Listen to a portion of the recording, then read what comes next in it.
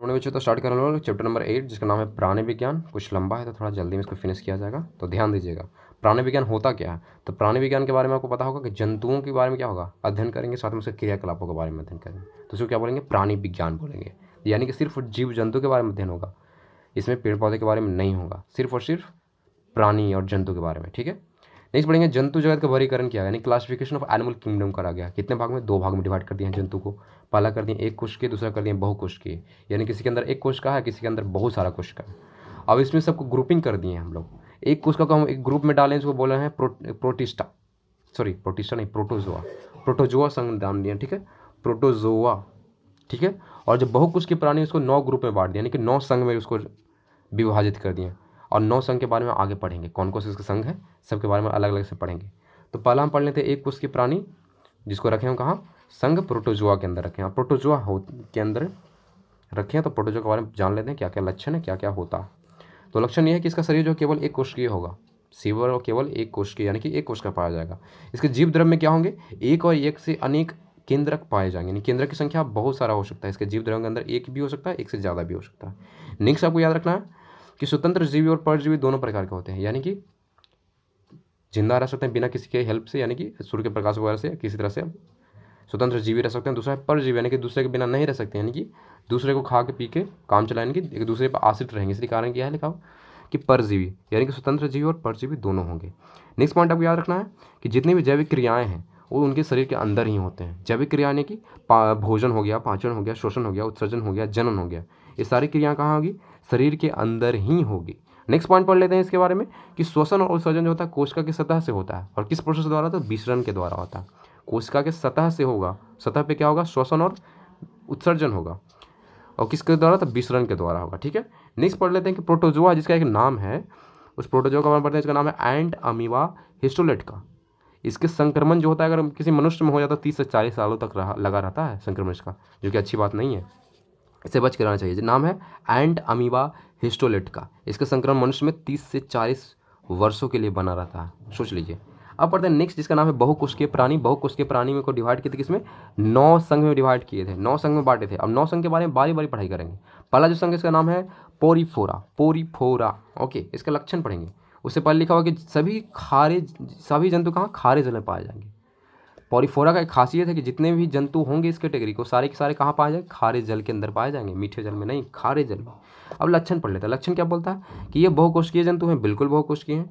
नियमित ऊतकों का निर्माण नहीं करते, यानी कि रेगुलर बेसिस पे नहीं करेंगे, या नहीं अपने मन, मतलब इसको जब मन करेगा जब कर देंगे, ना नियमित करेंगे, नहीं कब बनाना है कब नहीं बनाना है, ऐसा कुछ फिक्सिंग नहीं हुआ, यानी कि नियमित ऊतकों का निर्माण नहीं करते हैं।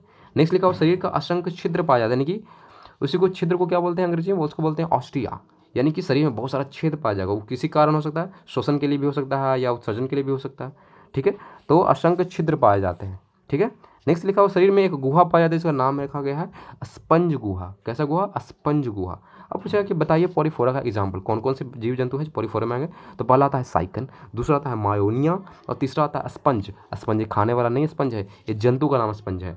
तो याद रखना है साइकन, मायोनिया और स्पंज, ये सारे के सारे क्या हैं, पॉलीफोरा ग्रुप के हैं। ठीक है, नेक्स्ट ग्रुप पढ़ते हैं जिसका नाम है संघ, हिंदी में बोलें तो संघ सिलेंट्रेडा, सिलेंट्रेडा, सिलेंट्रेडा। ओके, सिलेंट्रेडा की खासियत क्या है कि ये जलीय द्विस्तरीय हैं, यानी कि जल में पाए जाएंगे, द्विस्तरीय यानी कि कभी ऊपर भी रह सकते हैं अंदर भी रह सकते हैं, इसलिए कारण इसका नाम है जलीय द्विस्तरीय हैं। ठीक है, नेक्स्ट पॉइंट लिखा हो कि मुख के चारों कुछ धागे की तरह संरचना पाई जाती है, जो भोजन आदि पकड़ने में मदद करता है, यानी कि मूछ जैसा कुछ होगा इसका। मूछ कैसा होता है इंसानों का, उसी तरह से इसका क्या होगा, मुंह के पास होगा धागे जैसे संरचना, जो क्या कहता है भोजन को पकड़ने में हेल्प करता है। एग्जाम्पल पूछेगा कि बताइए सिलिट्रेडा कौन कौन से एग्जाम्पल होंगे सिलिट्रेडा के अंदर। तो पहला आ जाएंगे हाइड्रा, दूसरा आ जाएंगे जेलीफिश, तीसरा आ जाएंगे सी एनिमोड, और चौथा लिखा हुआ मूंगा।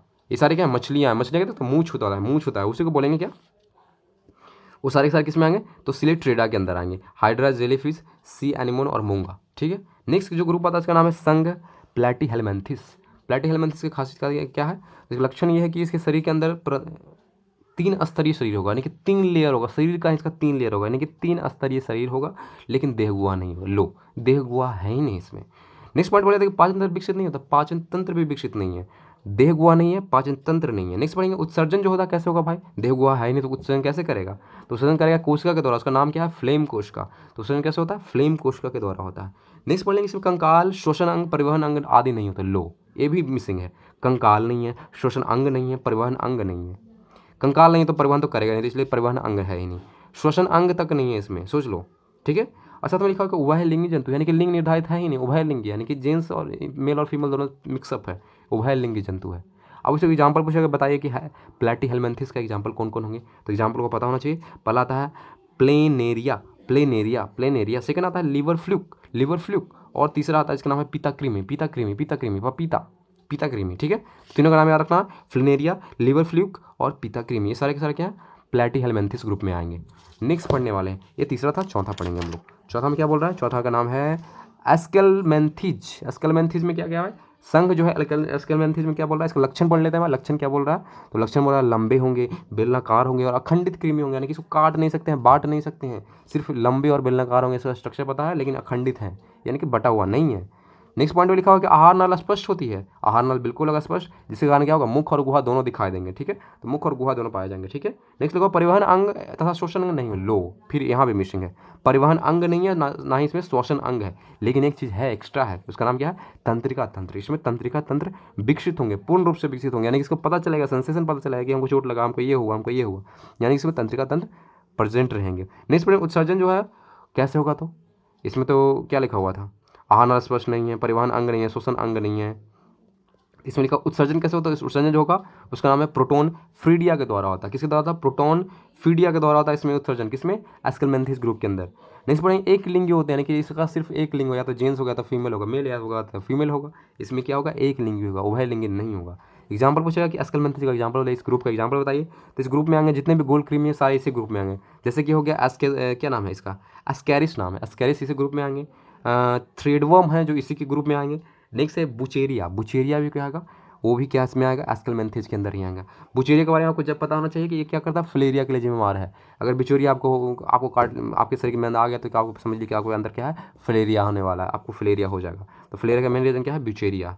एक पॉइंट इसके बारे में आपको पता होना चाहिए, लिखा हुआ कि एंटोरोबियस, ये छोटे बच्चों को गूदा में पाए जाते हैं, गूदा समझ रहे हो, जिसके द्वारा क्या पॉटी करता है उसके अंदर पाया जाता है एंटोरोबियस। इसके कारण क्या होगा, बच्चे की जो गुहा होती है उसमें चुनचुनाहट होती है, और साथ में भूख कम लगता है और उल्टियाँ होना शुरू हो जाता है, साथ में बच्चे रात में बिस्तर पे क्या करते हैं, टॉयलेट कर देते हैं, नहीं पेशाब कर देते हैं। इसका मेन रीजन है, बोलते हैं ना बच्चे में, गार्जियन क्या बोलता है कि कीड़ा हो गया, लो दवाई खा लो, कीड़ा हो गया, कीड़ा हो गया, पेट में कीड़ा हो गया, तो उसका रीज़न यही है एंटोरोबियस।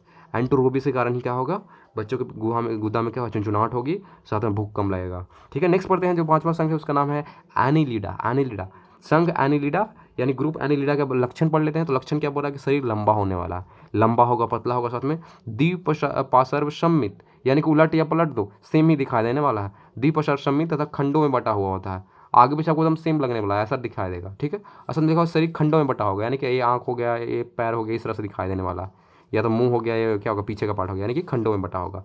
नेक्स्ट पढ़ेंगे इसमें लिखा हुआ प्रचलन, प्रचलन मुख्यतः कार्टिन के बने सीटी के द्वारा होता है। सीटी मतलब समझ लो, सीटी इसका हाथ पैर जैसा कुछ काला टाइप का होता है, मतलब हार्डनेस होता है वहाँ, कहा था काइटिन का बना सीटी, उसी को बोलेंगे सीटी, समझ लो कि हाथ पैर, ठीक है। तो काइटिन से बना होता है, उसी के द्वारा क्या होता है, प्रचलन, यानी कि चलता है, वो चलता है किसके माध्यम से, तो काइटिन के बने सीटी के द्वारा वो क्या करता है, प्रचलन करता है, यानी कि चलता है वो। नेक्स्ट पॉइंट पढ़ लेते हैं, आहार नल पूर्णतः विकसित होंगे, सही बात है, आहार नल काफ़ी अच्छे से इसमें विकसित होते हैं, ठीक है। नेक्स्ट लिखा हुआ है त्वचा के द्वारा कुछ जंतुओं में और कुछ जंतुओं में बोला क्लोम के द्वारा, जनरली जो होगा वो शोषण होगा त्वचा के द्वारा होगा ही होगा, लेकिन कुछ ऐसे भी जंतु जिसमें क्या होगा, क्लोम के द्वारा भी उसमें क्या होगा, शोषण होंगे। तो याद रखना त्वचा और क्लोम दोनों यहाँ पे इस्तेमाल होंगे, तो त्वचा और क्लोम दोनों का इस्तेमाल करेगा किसके लिए, शोषण के लिए इस्तेमाल करेगा ये कौन, तो एनिलिडा वाले ग्रुप के जितने भी हैं जीव वो। नेक्स्ट में लिखा होगा रुधिर लाल होता है, यानी कि ब्लड इसका कैसा होगा, रेड कलर का होगा। साथ में लिखा होगा तंत्रिका तंत्र साधारण होता है, नॉर्मल तंत्रिका तंत्र होगा, काफ़ी ज़्यादा एडवांस नहीं होता है, नॉर्मल। नेक्स्ट लिखा हुआ उत्सर्जी अंग ब्रिक के रूप में होते हैं, यानी कि जो उत्सर्जी अंग है वो ब्रिक के रूप में काम करता है, जैसे एज ए ब्रिक ही क्या करता है, एज ए उत्सर्जी अंग काम करता है। नेक्स्ट लिखा हुआ एक लिंगी एवं वह लिंगी दोनों प्रकार का होता है, यानी कि मेल फीमेल हो सकता है, उभय लिंगी मतलब दोनों मिक्सअप भी हो सकते हैं, यानी कि एक लिंगी और उभय लिंगी दोनों प्रकार के होते हैं। उदाहरण पूछेगा कि एनिलिडा का उदाहरण बताइए, तो एनिलिडा पहला एग्जाम्पल जो आता है केंचुआ आता है, केंचुआ पतला भी होता है, लंबा भी होता है, सोच रहे हो, और खंडों में बांटा भी जा सकता है, इसको काट देंगे आप। जोक हो गया, केंचुआ हो गया, जोक हो गया और नेरिश हो गया, ये तीनों एग्जाम्पल किसके हैं, एनिलिडा ग्रुप के हैं। फिर से देखेंगे केंचुआ, जोक और नेरिश, एक पॉइंट लिखा हुआ केचुआ के बारे में, केचुआ की जो हृदय होता है उसमें 4 जोड़ी हृदय होते हैं, याद रखना, जोड़ी जो होते हैं 4 जोड़ी हृदय होती है।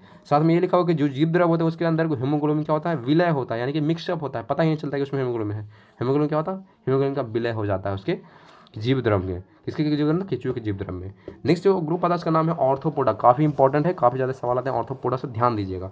ऑर्थोपोडा का लक्षण पहले पढ़ लेते हैं। ऑर्थोपोडा का लक्षण बोला है कि शरीर के 3 भाग होंगे। अब कौन कौन से 3 भाग होंगे, पहला बोल रहा है सिर होगा, दूसरा बोल रहा है वक्ष होगा, वक्ष बोलते हैं कमर का जो नीचे का भाग होता है, जो बॉम हो गया आपका, उसी को वक्ष बोलते हैं। शरीर का जो नीचे का भाग उसको बोलते हैं वक्ष, यानी कि सिर होगा, वक्ष होगा, और साथ में उदर यानी कि पेट वाला पार्ट, यानी कि पेट होगा। 3 भाग में डिवाइड होता है।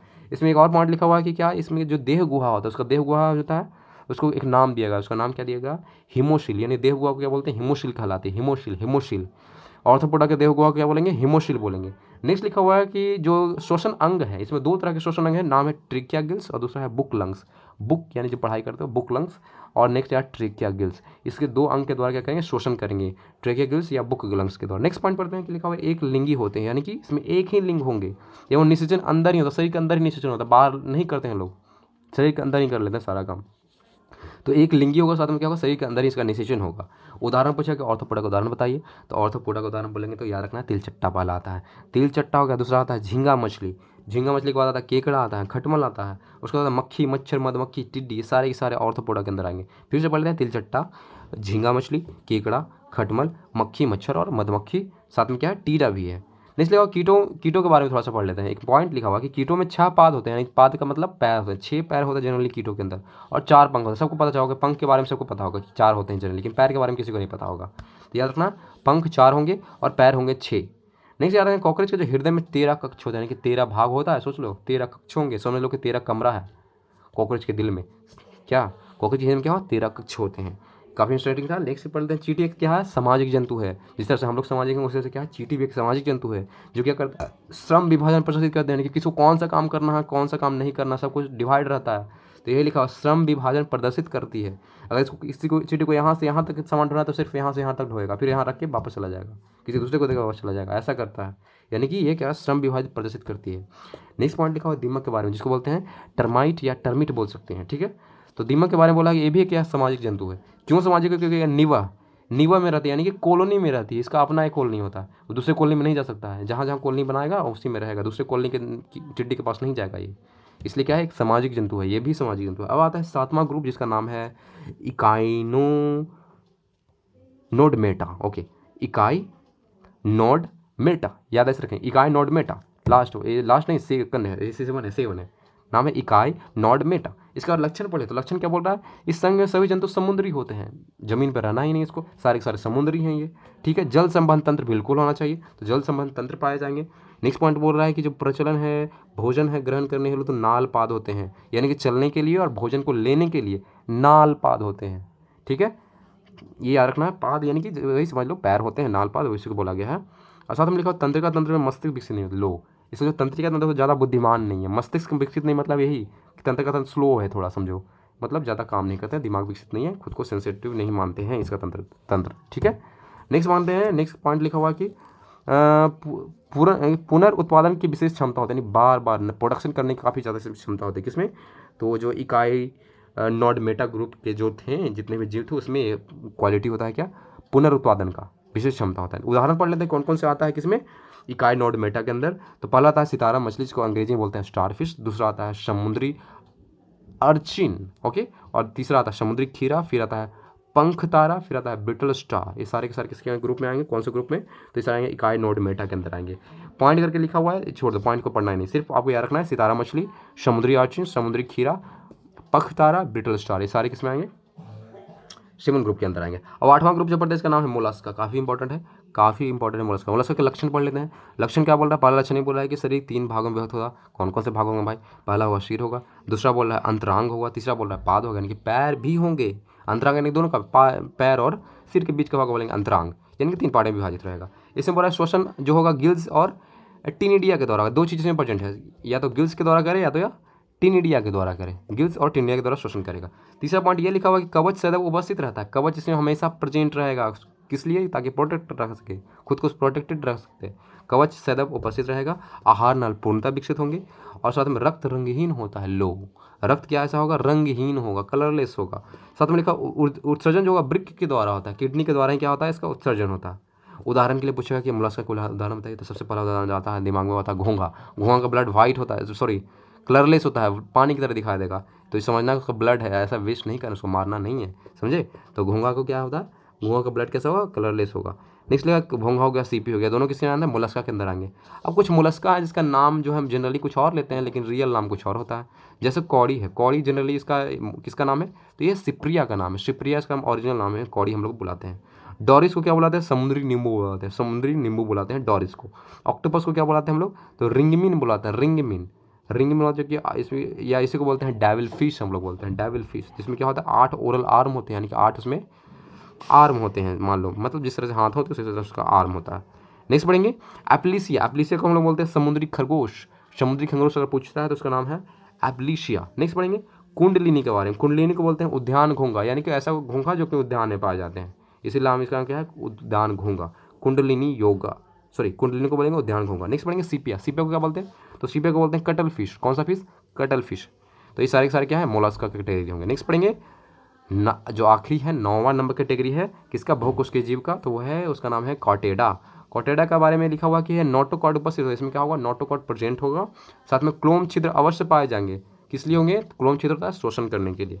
नेक्स्ट लिखा हुआ कि नालदार तंत्रिका रज्जु अवश्य पाए जाएंगे, नालदार तंत्रिका रज्जु, यानी कि ऐसा जिसमें नली बना हो, तंत्रिका रज्जु अवश्य पाए जाए। साथ में लिखा हुआ कॉटेडा वर्गीकरण के अनुसार 13 भाग। लो, अब कॉटेडा को भी 13 भाग में डिवाइड कर दिया। अब 13 तो पढ़ नहीं सकते हैं, तो 13 का कुछ जो इंपॉर्टेंट वाले पार्ट्स हैं उसके बारे में पढ़ लेते हैं। कॉटेडा का जो कुछ इंपॉर्टेंट भाग हैं, पहला जो आता है उसका नाम है मत्स्य, यानी कि स्पिस, जो फिश है, फिश का जो आएगा उसके वो आता है किसमें? कॉटेडा के अंदर ही आता है। तो फिश के बारे में जान लेते हैं कि फिश क्या होता है? असमतापी जंतु है। क्यों हम समझते हैं कि जहाँ जहाँ इसका टेम्परेचर क्या होता है, अपने आप का टेम्परेचर एडजस्ट करते रहेगा। जहाँ वाटर का टेम्परेचर ज़्यादा बढ़ गया तो अपना भी टेम्परेचर बढ़ा लेगा या घटा लेगा, जो भी है वो उसके अनुसार क्या एडजस्ट कर लेगा खुद का टेम्परेचर की। इसलिए क्या है? असमतापी जंतु है, जितने भी फिश होंगे असमतापी होते हैं। नेक्स्ट लेगा हृदय में द्विवेशमी होता है, 2 पार्ट्स होंगे, हृदय का 2 भाग होगा, जिसमें केवल अशुद्ध रक्त को पंप करता है। लो, और अशुद्ध रक्त को ही पंप करेगा, शुद्ध रक्त को सिर्फ और लेगा, अपने अंदर रख ले रहेगा, लेकिन अशुद्ध रक्त को क्या करेगा? पंप करेगा। ठीक है, नेक्स्ट पढ़ेंगे कि इसमें शोषण क्रिया के लिए क्लोम यानी कि गिल्स पाए जाते हैं। हिंदी में बोलते हैं क्लोम, अंग्रेजी में बोलते हैं गिल्स, यानी कि श्वसन क्रिया के लिए क्या पाए जाते हैं? गिल्स पाए जाते हैं इसके अंदर।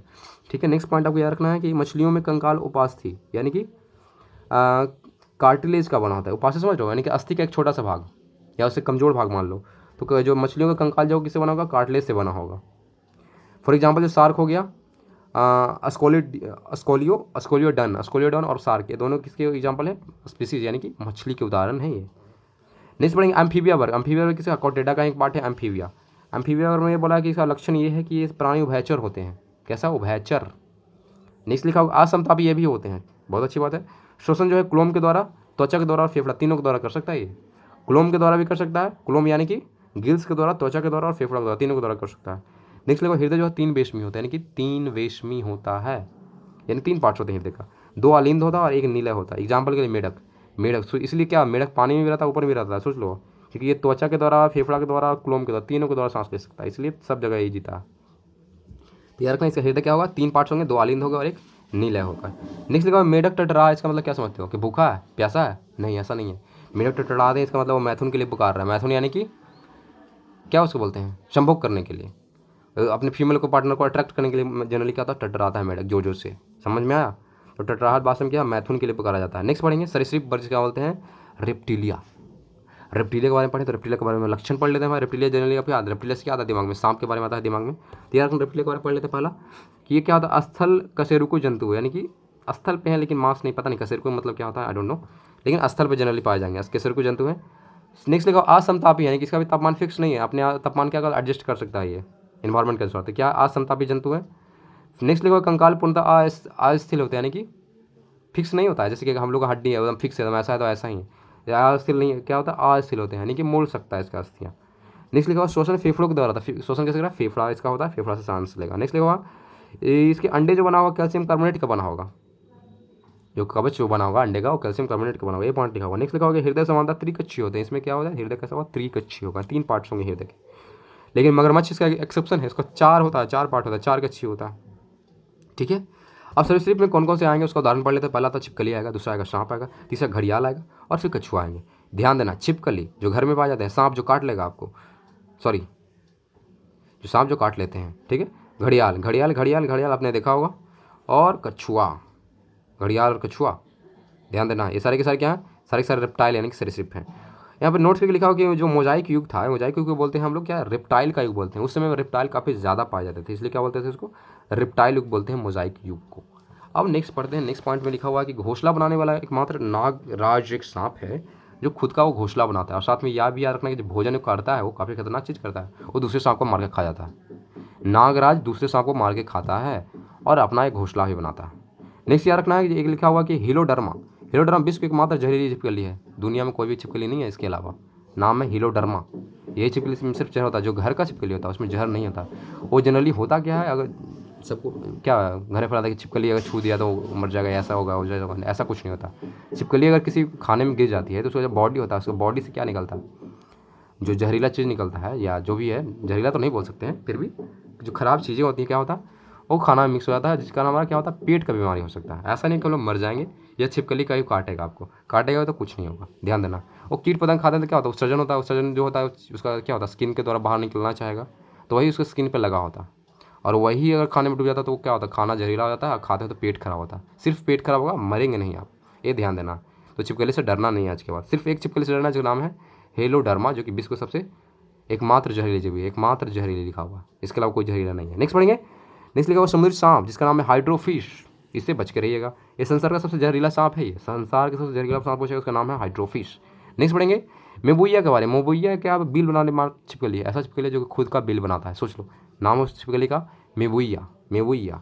इसका प्रचलित नाम अगर पूछेगा तो इसका नाम है सिकंक, सिकंक ऐसा छिपकली है जो खुद का बिल बनाता है।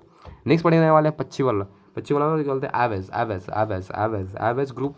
इसमें क्या होता है भाई, एवेज वर्ग में, तो इसमें लिखा हुआ है इसका जो अगला पाद होता है क्या, डेवलप होकर बन जाता है पंख। सबको पता है कि जो पंख होता है जनरली पैर होता है पक्षियों का, वो विकसित करके पंख बन जाता है, ठीक है। नेक्स्ट पढ़ेंगे इसका जो हृदय होगा 4 बेस में होगा, 4 पार्ट होने वाले हैं, 2 आलिंद होंगे या 2 नीले होंगे। ये समतापी होने की, इसका बॉडी टेम्परेचर फिक्स रहने वाला है, ये अपने आप को एडजस्ट नहीं कर सकता है टेम्परेचर, इसका समताप क्या होता है, समतापी होता है। नेक्स्ट बढ़ने वाले से श्वसन अंग क्या है, फेफड़ा है, फेफड़ा द्वारा सांस लेगा, मूत्राशय इसमें नहीं होगा, लो, पक्षी के अंदर मूत्राशय होता ही नहीं, यानी कि वो टॉयलेट कर ही नहीं सकता है। सबसे बड़ी बात यही है कि उससे मूत्राशय अनुपस्थित होते हैं किसी पक्षी में। जनरली क्या होगा, वो पॉटी के द्वारा क्या करेगा, एक्स्ट्रा जो लिक्विड्स होगा बाहर निकाल देगा उसका, इसलिए क्या होता है, जनरल कभी गेस किया आपने कि चूहे का जो पॉटी होता है क्या हार्ड होता है, लेकिन जो बच्चे करते हैं पॉटी गीला गीला होता है, कपड़े पे लग जाते हैं, तो उसका रीज़न ये है कि लिक्विड्स को भी क्या होता है पॉटी के साथ बाहर कर देता है, लेकिन मूत्राशय इसका अलग से नहीं पाया जाता। फॉर एग्जाम्पल कौवा हो गया, मोर हो गया, चिड़िया हो गया, तोता हो गया, सारे के सारे पक्षी हैं, सबको पता है। अब पूछेगा तीव्रतम पक्षी बताइए, दुनिया का सबसे तीव्रतम पक्षी का नाम क्या है, तो उसका नाम है आवाविल। आवाविल है दुनिया का सबसे तेज पक्षी। नेक्स्ट पढ़ने उड़ न सकने वाले पक्षी, ऐसे भी पक्षी हैं दुनिया में जो उड़ ही नहीं सकते, लेकिन नाम उसका पक्षी है भाई, उसका नाम है कीवी और एमू। कीवी और एमू है जो कि उड़ नहीं सकते हैं, सिर्फ वो चल सकते हैं। सबसे बड़ा जीवित पक्षी अगर पूछेगा तो उसका नाम है शुतुरमुर्ग, सबसे बड़ा जीवित पक्षी है धरती पे, नाम है शुतुरमुर्ग। सबसे छोटा पक्षी अगर पूछेगा तो उसका नाम है हमिंग बर्ड, जो गाने सुनाती है, छोटी छोटी है, ब्लैक ब्लैक कलरफुल भी होती है। तो सबसे छोटे पक्षी का नाम क्या है, हमिंग बर्ड, जो कि अब कम रहा है, जो कि अच्छी बात नहीं है। भाग से अगर बड़ा चिड़ियाघर पूछेगा तो फिलहाल में कौन है नहीं पता मुझे, लेकिन जो लिखा हुआ है इसमें उसका नाम है अलीपुर। अलीपुर का जो चिड़ियाघर है वो सबसे बड़ा चिड़ियाघर है भारत का, जो कहाँ में है, कोलकाता में पाया जाता है। दूसरा का चिड़ियाघर पूछेगा वर्ल्ड में कौन का सबसे बड़ा है, तो वर्ल्ड का सबसे बड़ा जिसका नाम है cruiser national park. Cruiser national park world का सबसे बड़ा चिड़ियाघर है, जो कि दक्षिण अफ्रीका में, कहाँ, तो दक्षिण अफ्रीका में है। नेक्स्ट पढ़ने वाले हैं उसके जो वर्ग आता है उसका नाम है मेमेलिया, यानी कि स्तनी वर्ग, जिसमें स्तन होने वाला है, यानी कि दूध पिलाएगा बच्चे को, उसी को बोलेंगे मेमेलिया। त्वचा पर संवेद ग्रंथियाँ और संवेद ग्रंथियाँ मतलब जो थैले जैसे ग्रंथियाँ होंगी वही लिखा हुआ है, साथ में तैल ग्रंथियाँ यानी कि तेल वाली ग्रंथियाँ होंगी, चिकना चिकना होता है, दिख रहा है, महिलाएं चिकनी होती है, या जो भी फीमेल होगा वो ज़्यादा चिकना होगा, क्योंकि इसके शरीर पे क्या होगा, तैल ग्रंथियाँ होगी। जो भी मैमल्स होगी उसके क्या होगा, उसके त्वचा में तैल ग्रंथियाँ पाई जाएगी। नेक्स्ट पढ़ेंगे, वे सभी जंतु उच्च तापी और नियत तापी होते हैं, इनके या तो टेम्परेचर का काफ़ी ज़्यादा होगा या तो नियत तापी यानी कि कांस्टेंट हो रहेगा, यानी कि फिक्स रहेगा, ये लिखा गया। नेक्स्ट पढ़ते हैं कि इसका जो हृदय होता है 4 बेस में होता है, 4 पार्ट होता है हृदय का भाई, चलो ये भी पता है। इसमें लिखा दांत जीवन में 2 बार आते हैं, निकलते हैं, उसी के कारण इसको बोलते हैं दिवरन दंती। इसके दांत हैं जो मैमल्स के वो 2 बार निकलेंगे जीवन में, इसी कारण इसको बोलते हैं दीवार दंती, दीवार दंती, द्विवार द्विवार दीवार दंती, ठीक है। नेक्स्ट लिखा हुआ है कि जो लाल रुधिकाणु में केंद्रक नहीं होता, लो, न्यूक्लियस होता ही नहीं आरबीसी के अंदर, ये बोल रहा है। फॉर एग्जाम्पल, लेकिन एक्सेप्शन भी है कुछ, जैसे कि ऊँट हो गया और लामा हो गया, ऊँट और लामा जब फीमेल होगी इसमें क्या होगा, आरबीसी के अंदर केंद्रक पाए जाएंगे, यानी कि लाल रुधिर कणिकाओं रुधिर रानुओं में केंद्रक नहीं होंगे, लेकिन ऊंट और लामा को छोड़कर ऊंट और लामा में प्रेजेंट होगा। नेक्स्ट पढ़ते हैं बाह्य कर्ण के बारे में।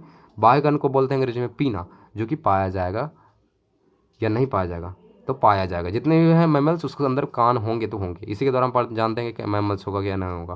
तो ये रखना बाह्य कर्ण प्रेजेंट होगा, पीना प्रेजेंट होगा। नेक्स्ट पढ़ते हैं वर्ग स्तनधारी, यानी लिखो अब जो स्तनधारी इसको डिवाइड करा गया है, 3 भाग में डिवाइड करा गया। कौन कौन से भाग है पढ़ते भाई। पहली बार है मेमलिया को 3 भाग में है। पहला आता है प्रोटोथीरिया। इसका एग्जाम्पल यही याद रखना, प्रोटोथीरिया में सिर्फ अंडा देगा। देखो स्तनधारी है लेकिन अंडा दे रहा है, सोच लो, स्तन होते हुए अंडा दे रहा है, समझ लो। ये इसलिए याद रखना है एग्जाम्पल, ये ट्रिकी क्वेश्चन हो सकता है, किसी दोस्त से भी पूछ सकते हैं कि ऐसा जंतु का नाम बताओ जो कि इसका स्तनधारी है लेकिन अंडा देती है। उसको क्या बोलेंगे, प्रोटोथीरिया बोलेंगे। से आएगा एक्कीडना। दूसरा आएगा प्लेटिपस और एक्कीडना 2 ऐसे जंतु हैं जो क्या प्रोटोथीरिया हैं, जो अंडे देते हैं स्तनधारी होते हुए। नेक्स्ट पढ़ेंगे मेटाथीरिया ऐसा है जो अविकसित बच्चा जन्म देगा, पूरा बच्चा विकसित होगा ही नहीं, आधा अधूरा जन्म देगा और अपने एक मार्सुपियल नामक थैली के अंदर वो रखेगा बच्चे को पैदा करने के बाद, और जब विकसित होगा तब बाहर वो निकलेगा। ठीक है, इसका सबसे अच्छा एग्जाम्पल क्या है, कंगारू है। कंगारू को बोलते हैं मेटाथीरिया। ठीक है, जो क्या करता है, अपरिपक्व बच्चों को जन्म देगा लेकिन मार्सुपियल नामक थैली में रखेगा, बच्चा विकसित करेगा फिर बाहर निकलेगा। नेक्स्ट पढ़ेंगे यूथीरिया के बारे में। यूथीरिया ऐसे हैं जो कि हम लोग के बारे में, इंसानों के बारे में। यूथीरिया जो पूर्ण विकसित शिशुओं को जन्म देती है, फॉर एग्जाम्पल मनुष्य हो गया, उसी को बोलेंगे यूथीरिया। लिखा हुआ स्तनधारी वाले के रक्त का सबसे अधिक तापमान बकरी का होता है। अगर स्तनधारी है तो सबसे अगर हाईएस्ट टेम्परेचर किसी स्तनधारी का हो सकता है तो वो बकरी का हो सकता है। उसका औसत तापमान कितना होता है, तो औसत तापमान 39 डिग्री सेंटीग्रेड पहुंच सकता है, 40 मान के चलो 39 पहुंच सकता है।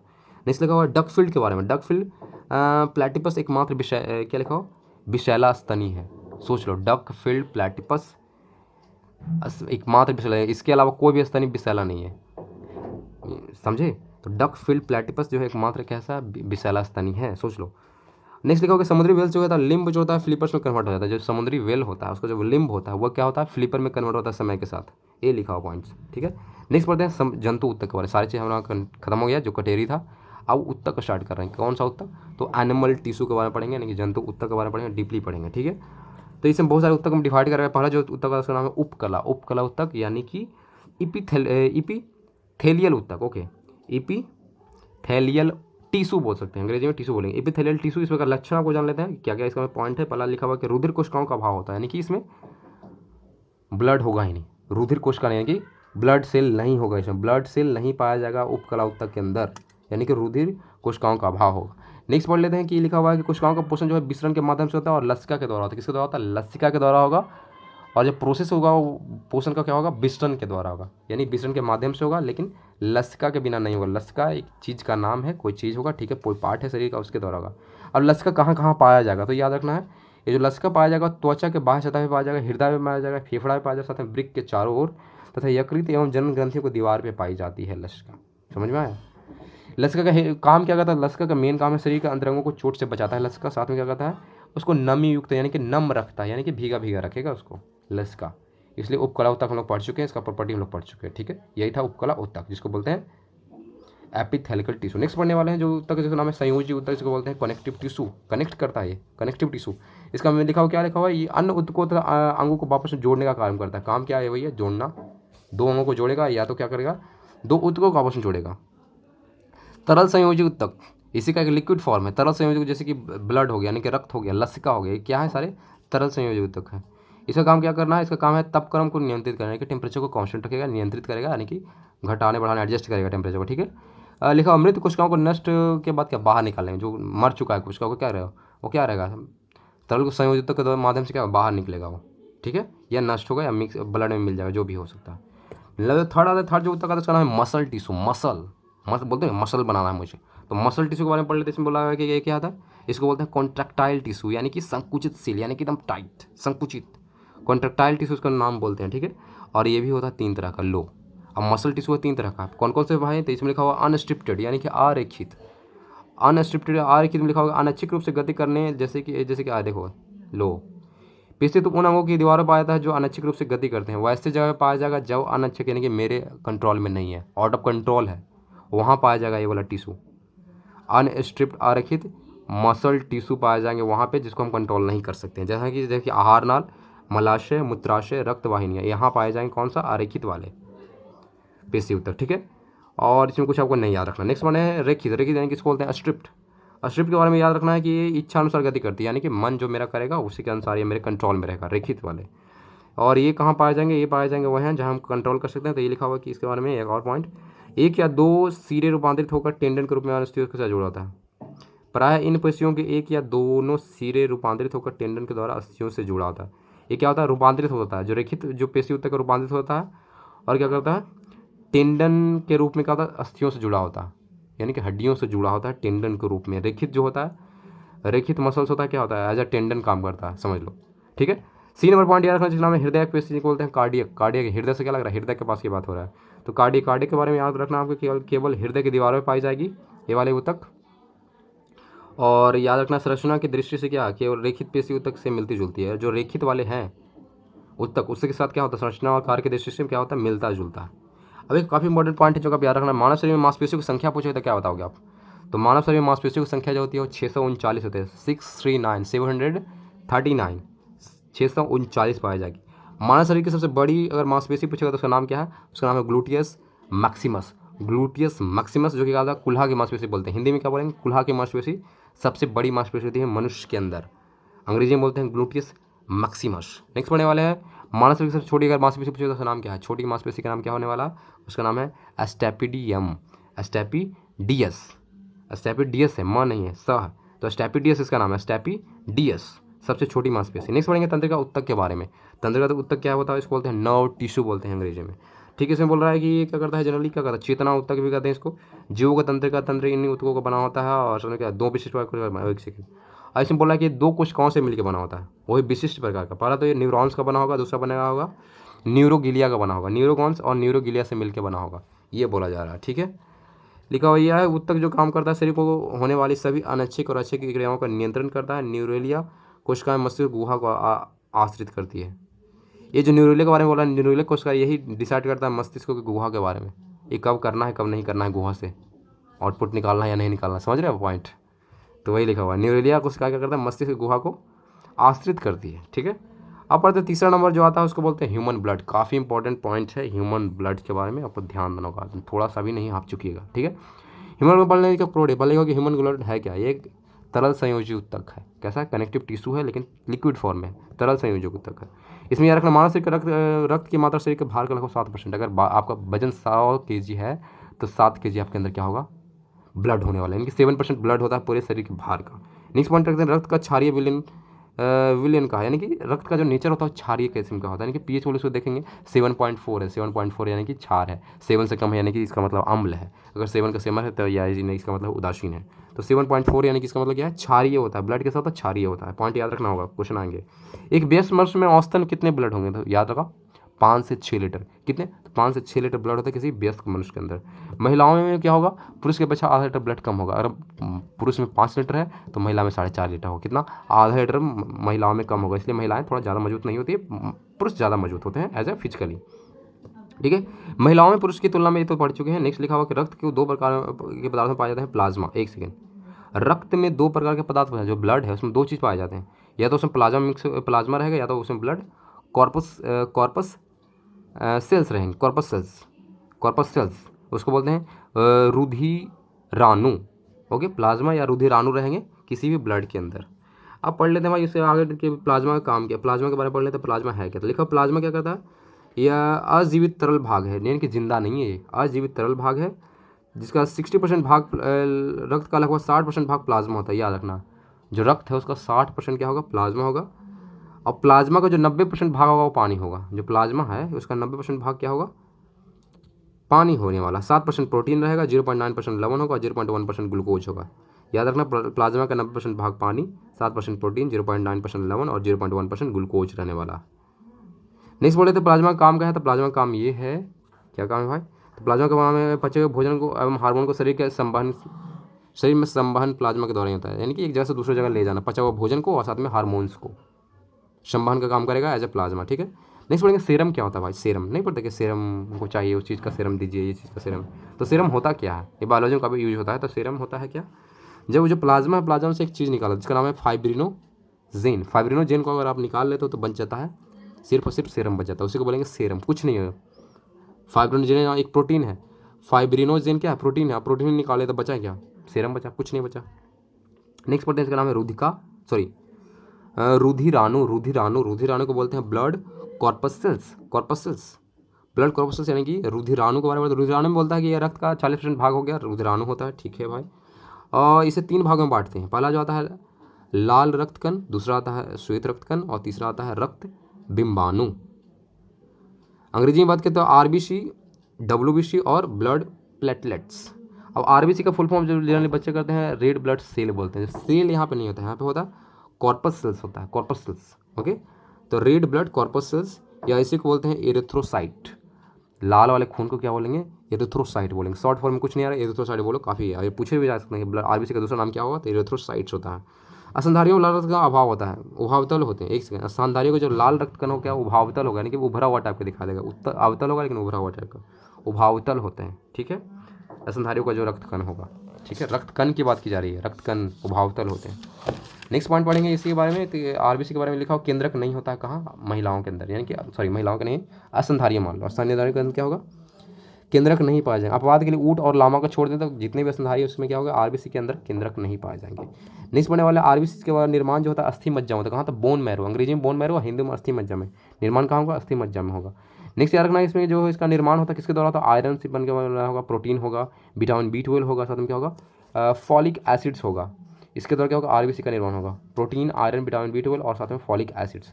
नोट्स में याद रखने कि भ्रूण अवस्था में इसका निर्माण यकृत और प्लीहा में होता है। जब बच्चा होता है तो कहाँ होगा इसका निर्माण, जब बच्चा है भ्रूण है यानी कि पेट के अंदर या तो बाहर भी है तो भ्रूण के फॉर्म में अगर है तो जो उस समय क्या होगा, आरबीसी का निर्माण जो होगा वो उसका निर्माण होगा यकृत में होगा यानी कि लीवर में होगा, या तो प्लीहा में होगा यानी कि स्प्लीन में होगा। इसका जीवन काल अगर पूछेंगे तो आरबीसी का जो जीवन काल होता है 20 से लेकर 120 दिन होता है, 120 दिन और खत्म। इसका जो मृत्यु जो होगा लीवर और किस में होगा, प्लीहा के अंदर होगा यानी कि स्प्लीन के अंदर होगा। लीवर और स्प्लीन के अंदर होगा, यकृत या प्लीहा के अंदर होगा।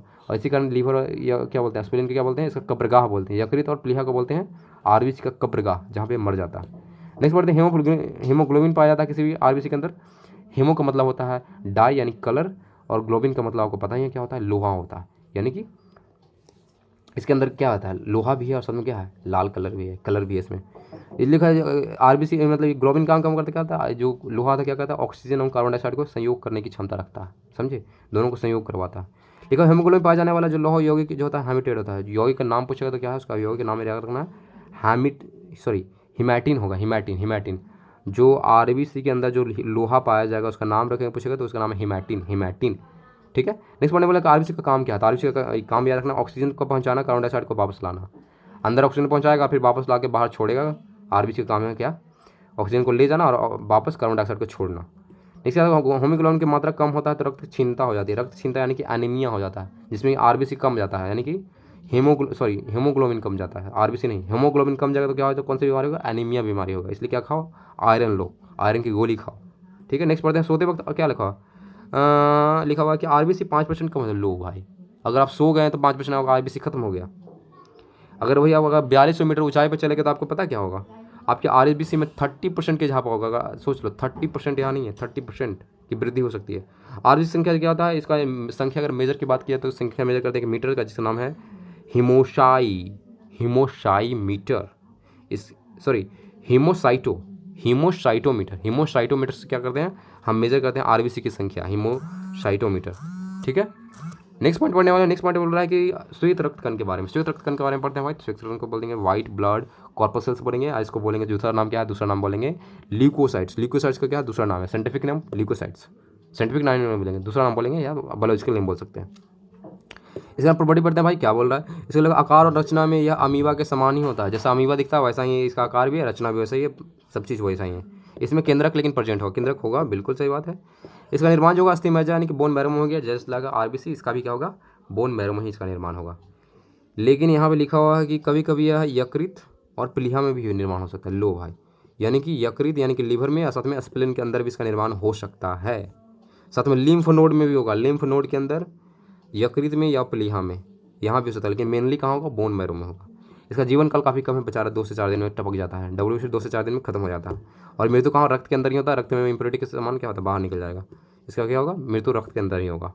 इसका मुख्य कार्य क्या है, शरीर को रोगों से संक्रमण से बचाना। लो, सबसे इंपॉर्टेंट काम इसी का है, मुख्य रूप कार्य क्या है, शरीर के रोगों के संक्रमण से बचाना। और क्या, डब्ल्यू का लिखा हुआ सबसे अधिक भाग 60 से लेकर 70% जो होता है वो बना किसका बना था, कनिकाओं का बना होता है।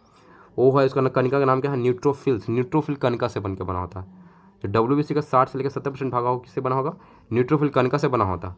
और न्यूट्रोफिल कनिका क्या करता है, ये खा जाता है। किसको खा जाता है भाई, जितने भी रोगाणु और जीवाणु सबको खा जाएगा, ये सबको भक्षण करती है, नष्ट करती है ये।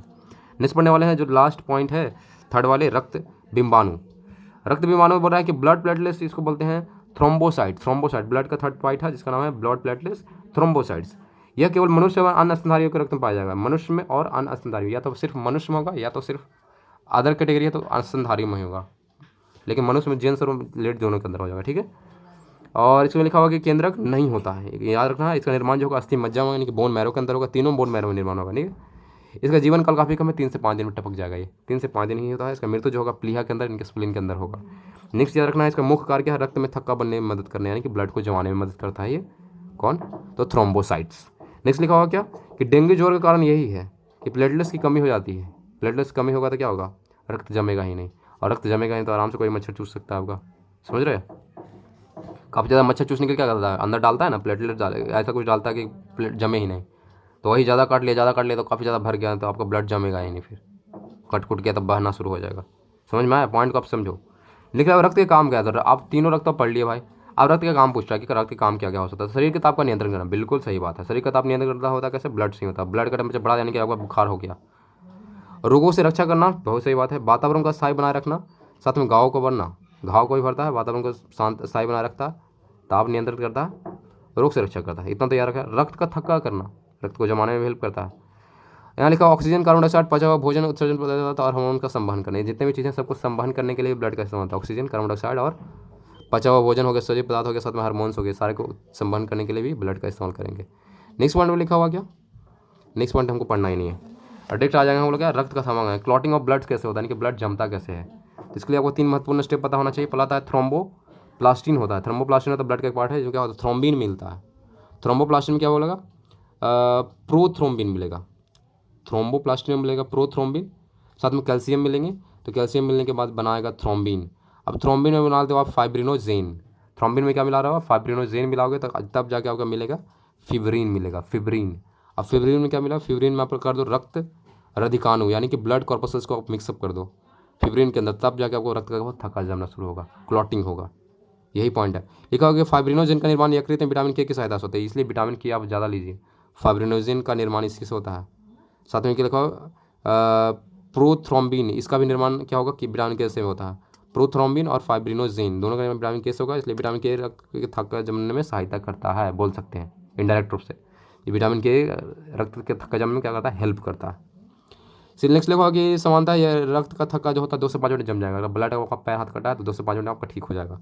2 से 5 मिनट क्या होता है, रक्त का थक्का बन क्या होता है, बन जाता है। नेक्स्ट पॉइंट लिखा रक्त जमाने के लिए अनिवार्य जो प्रोटीन है उसका नाम है फाइब्रिनोजेन। जो प्रोटीन हमको चाहिए रक्त जमाने के लिए उसका नाम है फाइब्रिनोजेन।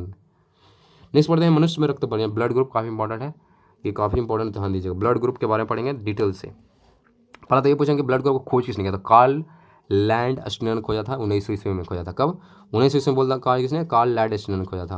और इसी कारण इनको 1930 में इनको दिया गया था नोबेल अवार्ड्स।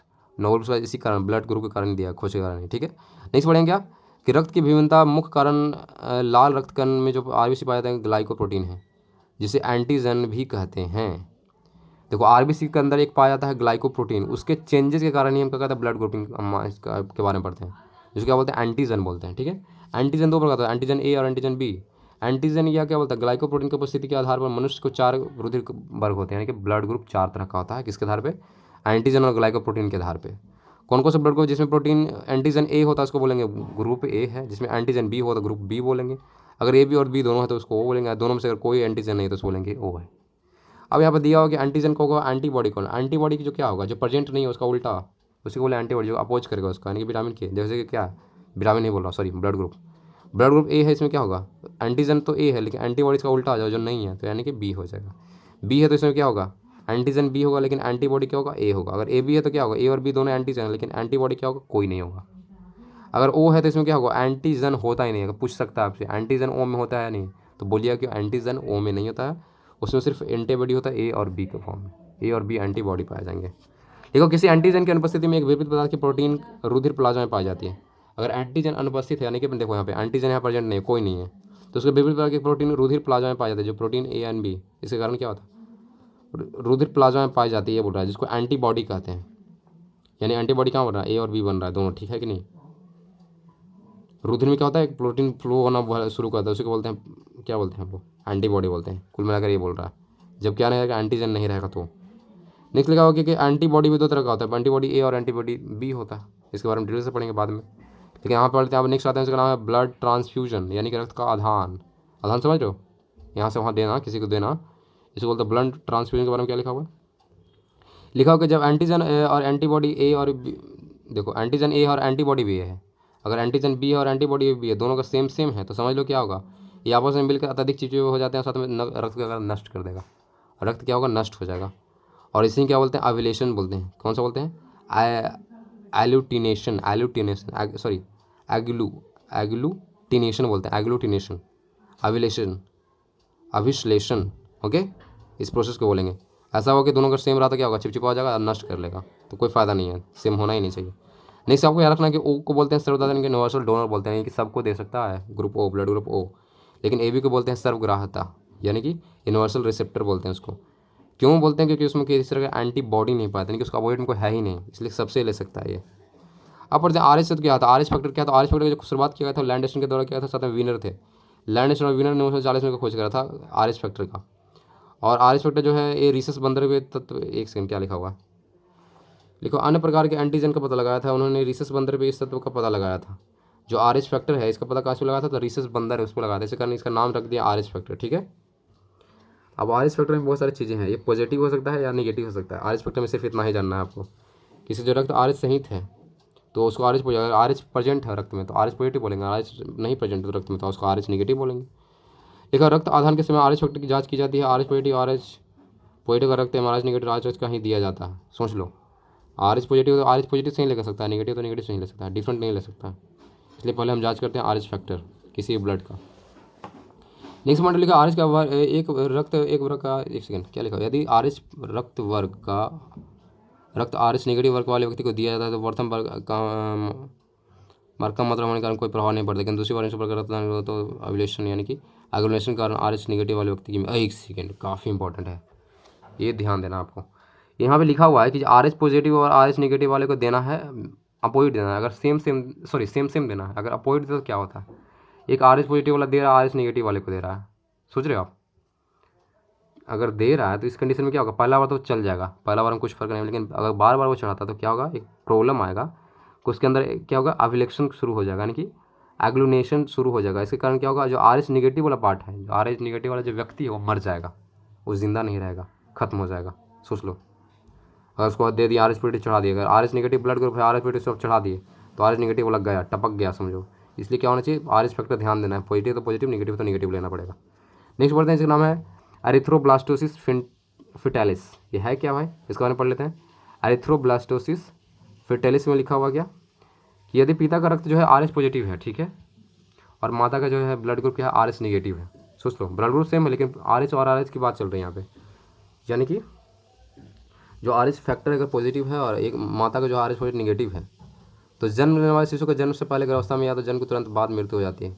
ऐसा प्रथम संतान के बाद वाले की संतान का होनी है सजा समान। देखो पहला बच्चा तो ठीक से नहीं होगा, एक आर एच पॉजिटिव ऑरेंज है तो एक पहला बच्चा का काम चल जाएगा। जो दूसरा होने वाला है, दूसरा जो बच्चा अगर होता है तो उसका गारंटी है, ऐसा हो सकता है कि वो या तो खराब पैदा हो या तो उसका बच्चे की मृत्यु हो जाए। ये बोल रहा है प्रथम संतान के बाद के संतान होने वाले पर होता है क्या होता है, तुरंत जन्म के तुरंत बाद क्या होता है, मृत्यु हो जाता है। पहला बच्चा बच सकता है लेकिन दूसरा बच्चा नहीं बचेगा, इसलिए ब्लड ग्रुप काफ़ी मायने रखता है। अब काफ़ी लास्ट पॉइंट है जो कि ध्यान देना आप लोगों को, काफ़ी इंपॉर्टेंट है। इसमें बोल रहा है कि पिताजी हैं माता जी हैं तो बच्चा क्या होगा और क्या नहीं होगा। तो क्या होगा हम बता दे रहे हैं, क्या नहीं होगा आप अंदाज़ा लगा दिए खुद से, जो है दिया हुआ वो रहेगा, जो नहीं दिया हुआ वो नहीं रहेगा। तो यहाँ दिया हुआ माता एवं पिता क्या रखते हैं, माता एवं पिता, माता वो है पिता भी वो है, ओ है, तो जो बच्चा होगा वो भी होगा। माता और पिता दोनों ओ हैं तो बच्चा भी क्या होगा, ओ होगा। दूसरा में देखते हैं, अगर यहाँ लिखा होगा कि माता ओ है और पिता ए है, ओ और ए की बात चल रही है, दोनों में से कोई मिक्सअप भी हो सकता है, ठीक है। ओ और ए है गार्जियन, तो बच्चा भी ओ और ए होगा, इसके अलावा कुछ नहीं होगा। दूसरा लिखा होगा कि ओ और बी है, तो बच्चा भी क्या होगा, ओ या तो बी होगा, दोनों में से कोई भी है। इसी में जो गार्जियन है एक ओ है, दूसरा ए बी है, तो इसमें कौन कौन सा बनेगा, ए और बी बनेगा। ओ ब्लड ग्रुप नहीं रहेगा, बच्चे का जो ग्रुप रहेगा ओ नहीं रहेगा। अगर ओ और ए बी मिल रहा है तो सिंपल ए और बी रहेगा। अगर ए बच्चा मिल रहा है, सॉरी गार्जियन ए ब्लड ग्रुप दोनों का, तो बच्चे का जो ब्लड ग्रुप होगा क्या होगा, ए और ओ होने वाला है, ए और ओ होने वाला है, याद रखना, ए और ओ होने वाला है, याद रखना। अगर गार्जियन का ब्लड ग्रुप ए और बी है तो इसमें देखो काफ़ी इंपॉर्टेंट है, ये तीनों हो सकता है, सब का सब हो सकता है। अगर ए बी है तो ओ ग्रुप भी हो सकता है, ए भी हो सकता है, बी भी हो सकता है, ए भी हो सकता है, यानी कुछ भी हो सकता है। लेकिन इसके लिए क्या होना चाहिए, माता का ए होना चाहिए और पिता का बी होना चाहिए, दोनों में से कोई इंटरचेंज होना चाहिए, ए बी होना चाहिए, ठीक है। नेक्स्ट पढ़े में ए और ए बी रहा, ए और ए बी रहा गार्जियन का, तो बच्चा जो होगा इसमें ओ नहीं होगा, सिर्फ मिसिंग रहेगा, ए भी रहेगा, बी भी रहेगा और ए भी रहेगा, लेकिन ओ नहीं रहेगा। बी और बी रहेगा गार्जियन का, तो बच्चे का जो ब्लड ग्रुप होगा वो क्या होगा, बी और ओ होने वाला है। बी और ओ, या तो बी होगा या तो ओ रहेगा, गार्जियन बी भी रहे तो। नेक्स्ट होगा बी और ए भी रहें गार्जियन, तो क्या होगा, तो ए रहेंगे, बी मिलेगा या तो ए भी मिलेगा बच्चे का ब्लड ग्रुप। अब लास्ट जो है, और लिस्ट नहीं बल्कि लास्ट है, लास्ट में याद रखना दोनों अगर ए बी रहेगा गार्जियन, तो बच्चा ओ कभी नहीं हो सकता है, या तो ए होगा उसका ब्लड ग्रुप, या तो उसका ब्लड ग्रुप बी होगा, या तो क्या होगा, ब्लड ग्रुप ए बी होगा। तो ये था हमारा आज का चैप्टर, जिसका नाम था, क्या नाम था, प्राणी विज्ञान। तो आज के लिए इतना ही, थैंक यू।